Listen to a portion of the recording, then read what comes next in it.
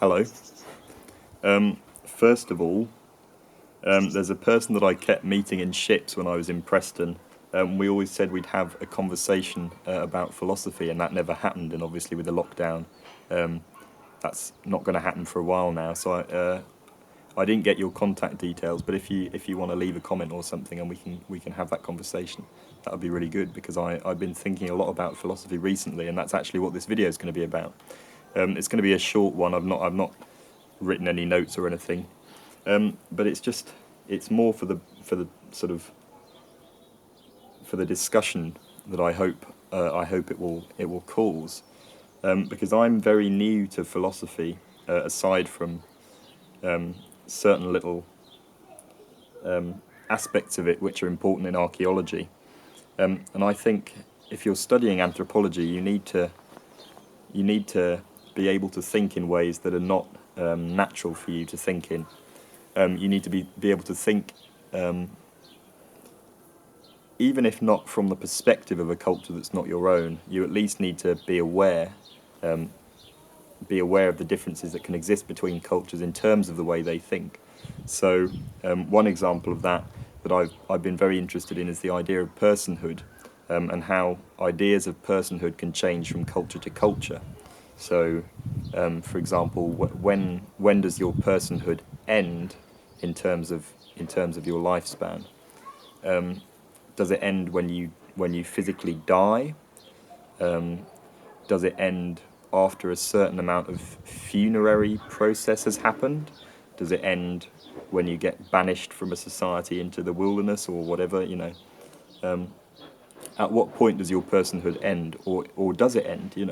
Are you still considered to be a person even after you've died? Does your personhood depend on your body and your ability to interact with people, or is the effect you leave on the world, the sort of the the legacy you might leave after you die, is that part of your personhood? And that's a very interesting thing that differs from culture to culture. And that's just one example of something I've been interested in and really not known much about until very recently. My lecturer, Duncan Sayer, can be thanked for that.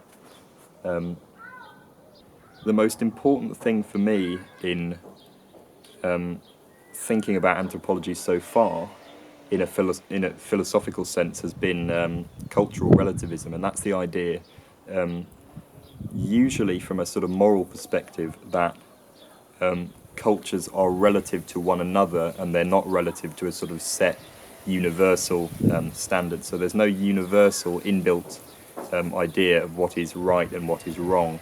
The universe doesn't care if you kill people or if you steal or if you swear.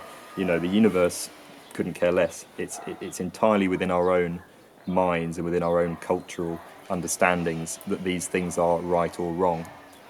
And that can lead to some quite jarring realizations as an anthropologist. It's all well and good saying, "Oh, this culture does slightly weird things, but I'm an anthropologist, so I have to accept that and study those things objectively." But when those things might be in opposition to your own moral compass, that's when things become complicated, and that's when you have to step back and sort of think to yourself, what's my opinion on these things? So, for example, I think some societies, I couldn't cite one, I'll try and look one up and put it in the description, but some societies have coming of age rituals where they'll subject boys of sort of 11, 12, 13 to situations where they will be stung by lots of stinging insects, and it will be very unpleasant for them. Is that child abuse? In our society, forcing a child to undergo that sort of thing would be considered child abuse, I think. And I would be very uncomfortable with that if I knew it was going on. But if you were an anthropologist in a society like that, surely most of us would probably agree it wouldn't really be your place to step in and say, you mustn't do that, that's wrong, because from the perspective of these people, this is what makes you into an adult.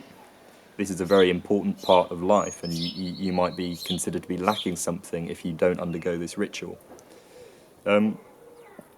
So that's just one example. There are all sorts of other examples of things that we might consider to be immoral, but that other societies, both currently existing societies and extinct societies, might consider to be commonplace. So yes, let's have a little conversation about that in the comments. The next video I'm going to make, I'll probably make it now actually, and upload it a bit later, will be a comparison of a southern US accent with an English accent of the 1600s, because I know I did a video about that a while ago and didn't really go into detail on the actual similarities and differences, so I'll make that soon. The nails are my sister's doing. A lot of people commented on them in the last video's comment section.